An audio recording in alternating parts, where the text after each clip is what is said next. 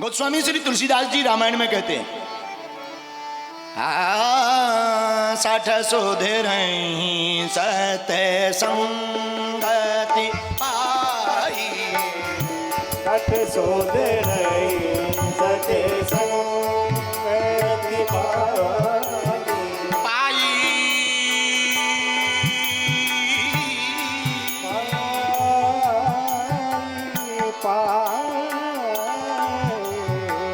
सठ सुधि रही सत्य संगति पाई, 60 सुधि रही सत्य संगति पाई। पारस परस को धात सुहाई, पारस परस सुहाई। श्री राम जय राम जय जय राम, श्री राम जय राम जय जय राम, श्री राम जय राम जय जय राम, श्री राम जय राम जय जय राम। श्री तुलसीदास जी कहते हैं 60 मतलब मूर्ख। मूर्ख आदमी भी सुधर जाता है। बोले कहां? सत्संग में ले आओ। सत्संग में आकर मूर्ख भी सुधर जाता है और विद्वान भी बिगड़ जाता है। बोले कहां? बोले मूर्खों की संगत कर दो। हैं? विदेशों में एक प्रयोग हुआ, विदेशों में एक प्रयोग हुआ। प्रयोग क्या?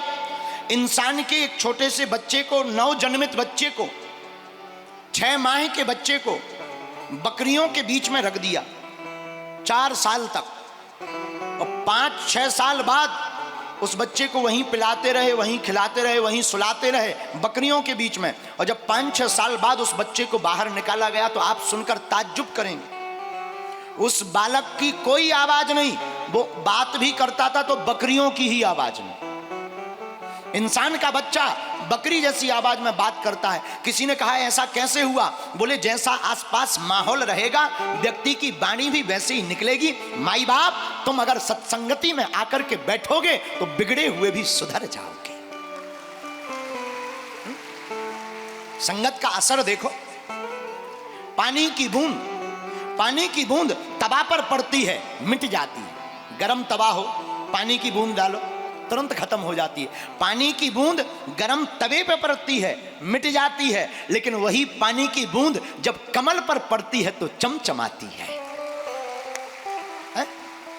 संगत का असर है, संगत का खेल है। गरम तवा की संगत मिलती है तो चमचमाती हुई बूंद मिट जाती है, लेकिन वही जब कमल पर पड़ती है तो चमचमाने लगती है। माई बाप पानी की बूंद जब सीप में पड़ती है तो मोती बन जाती है, वही पानी की बूंद जब गंगा जी में गिरती है तो गंगा जल बन जाती है। इसीलिए मेरे पागलों, मेरे खुरई के लोगों, तुमसे भी हमारी प्रार्थना है, एक घड़ी आधी घड़ी, आधियों में पुनियाद, तुलसी चर्चा राम की, हरहि कोटि अपराध। साधु संगति करो हरि भक्तन की, हरि भक्तन की।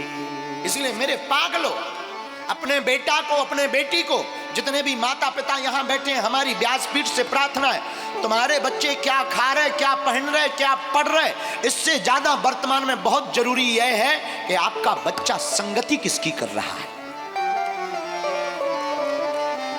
आपका बेटा किसी गलत व्यक्ति की संगत करेगा, होटल में बोतल खोलेगा, लेकिन आपका बच्चा किसी मालाधारी, तिलकधारी की संगत करेगा, मंदिरों में जाके वो कीर्तन गाएगा। और मॉडर्न जमाने के नाम पर अपने बेटा और बेटी को खुला मत छोड़ दिया करो। मॉडर्न जमाना है महाराज, खेलने खाने दो, फिर बाद में वो तुमको ही दुत्कार करके लवेरिया में फरार हो जाते हैं। फिर मुंह चलाते हैं, गुरुजी लड़का भाग गया, लड़की भाग गई, ठटरी के बरे हैं। अरे रामायण पढ़ाई होती, बच्चों को सिखाया होता तो रामायण में बच्चे पढ़ते क्या?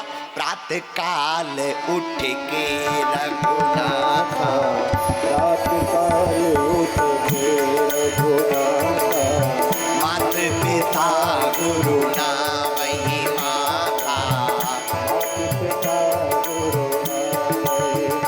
हाँ, प्रातः काल उठ के रघुनाथ, रात काल उठ के रघुनाथ।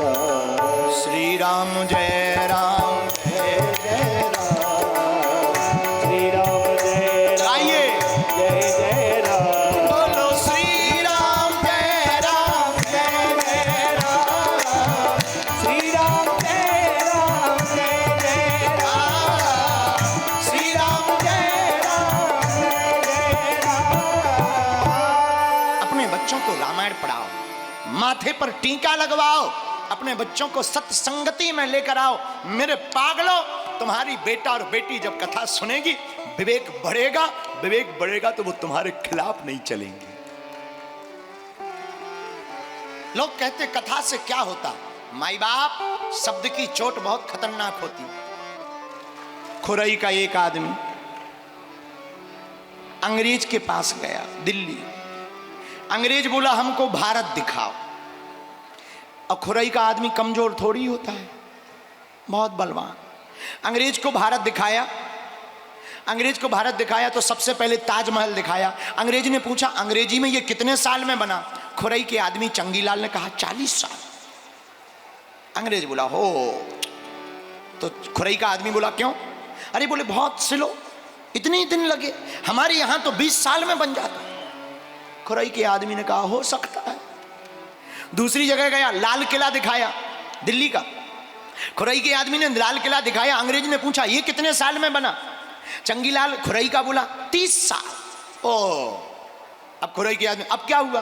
बोले इतना धीमा, बहुत स्लो है तुम्हारा इंडिया। बोल क्यों? हमारे यहां तो ये 15 साल में बन जाता। तब तक रात हो गई। चंगीलाल ने कहा खुरई के आदमी ने हो सकता है। रात को सो गए, सुबह उठे तो कुतुब मीनार दिखाया। उसने पूछा अंग्रेज ने ये कितने दिनों में बना? बोले अभी अभी कल ही बना है ये। अब बताओ, तुम्हारे बाप में दम हो तो बना के बताओ। ऐसी ऐसी महिमा खुरई के लोगों की है। तो खुरई के लोगों से तो कोई जीत ही नहीं सकता। मेरे पागलों, जो हम तुम्हें सुनाना चाह रहे थे वो यही था, प्रभु के सहारे हो जाओ, प्रभु की शरण में हो जाओ। कहते हैं जो भगवान की शरण में आ जाता उसका कभी फिर मरण नहीं होता। मरने का मतलब ये नहीं कि तुम मरोगे नहीं, मरोगे तो पर नाम से जिंदा रहोगे। मरना तो सबको है।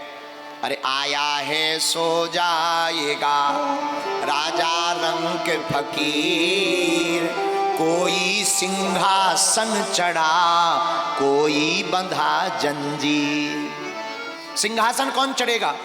धर्मी सिंहासन चढ़े, पापी डंडे खात, दया धर्म करते रहो, मानो मेरी बात।